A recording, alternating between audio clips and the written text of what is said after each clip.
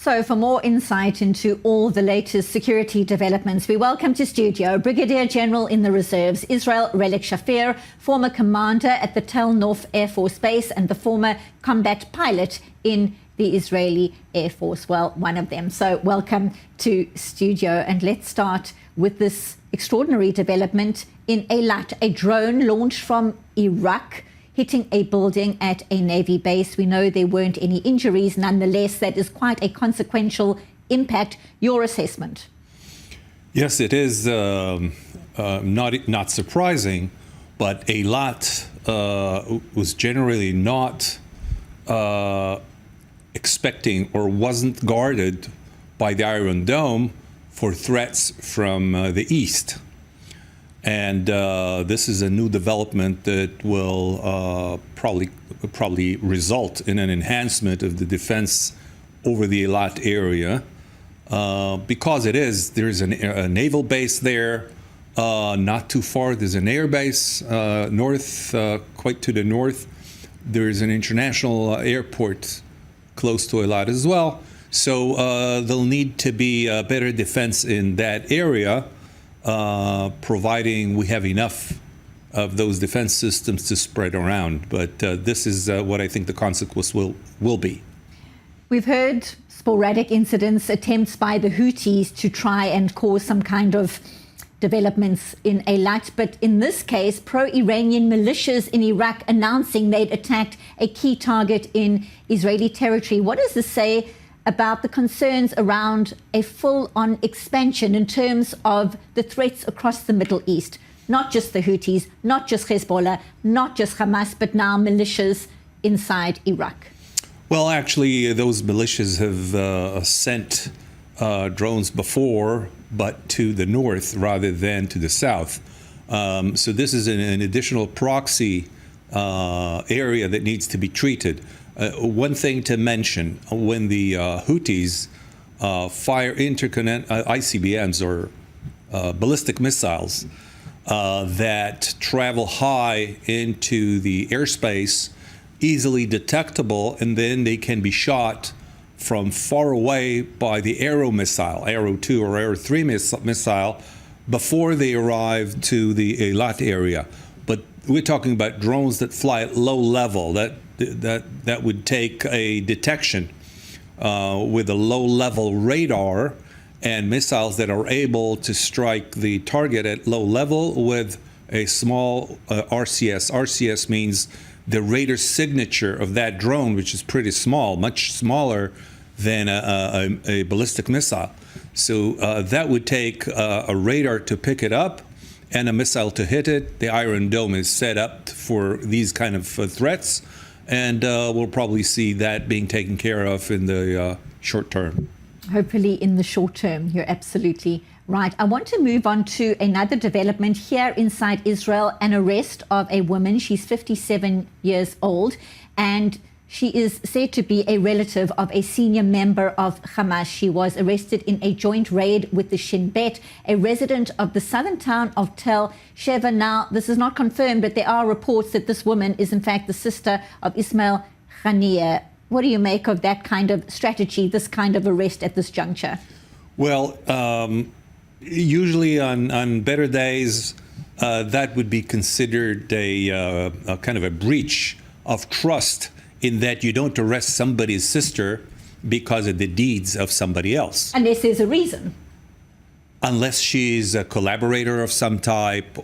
But that wouldn't mean that she needs to be a sister. If she has committed any crimes or she's suspected of something on her own, then it's just a news flash that she might be a sister of Haniyeh.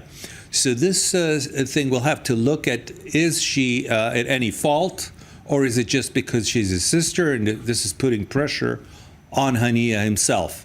If this is so, then it's more biblical than modern day democratic systems. Well, we will wait to see confirmation and, of course, the details around this arrest. Stay with us. There's much more to discuss. It was the second attack on that day after an off-duty soldier was stabbed and likely injured at the main bus station in Beersheba, also in southern Israel. And still in studio, Brigadier General in the Reserves, Israel RelikShafir. So there was a concern about heightened tensions during the month of Ramadan. We see 2 terror attacks in southern Israel on the same day. Talk to us about your concerns for the rest of the month and how security teams try and prevent these kinds of attacks from happening right now.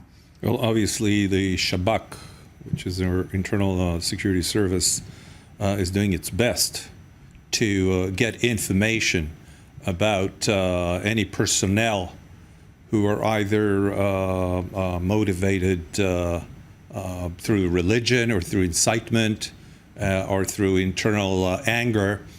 And there are hundreds of those every day in Israel proper, less in Israel proper, but certainly in the West Bank and perhaps all in other places in the world. So the collaboration with foreign security establishments is heightened, and no chances are taken. Any information that in other days might be put aside or looked over to see whether it brews up to something real is picked up immediately, and some of the measures taken using, let's say, fighter helicopters or UAVs to shoot or intercept terrorists on the way is in regular use now, which hasn't been like that in the past.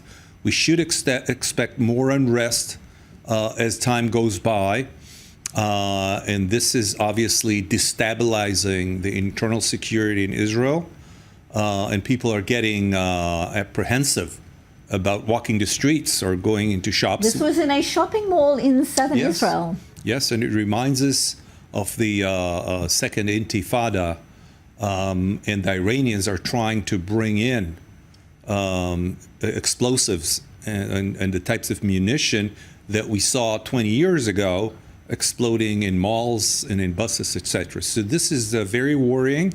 Everybody is well aware of this.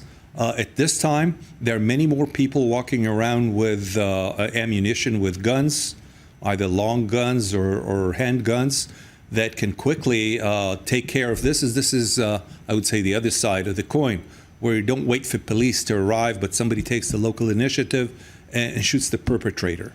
This is what we're facing in the next few months.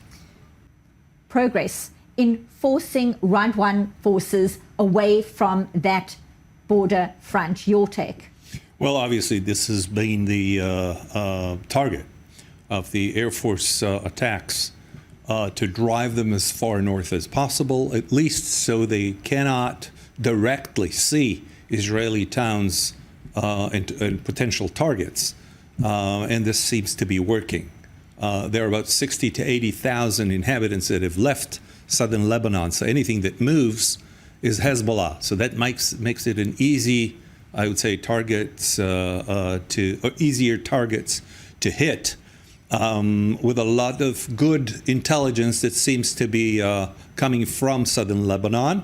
I think Israel has been able to hold the combat under a threshold of a larger warfare and drive the Radwan forces, because as we're getting close to the day when the ceasefire does take place somewhere in Gaza, that will immediately force a ceasefire in the north. So what happens in the day of that ceasefire? Where are the Radwan forces placed? And Israel will look for, I would say, the right to enforce the status quo. Wherever they are, stay where they are and not go back to their old positions close to the border. That will spur Israeli attacks. So this is a kind of a clash that under the table, where we're trying to push them, they're trying to stay as close as possible. And we'll see when the day of reckoning, so to speak, when the ceasefire breaks, whether we can hold them in place or whether they'll stream down and we'll have to go into an attrition war again.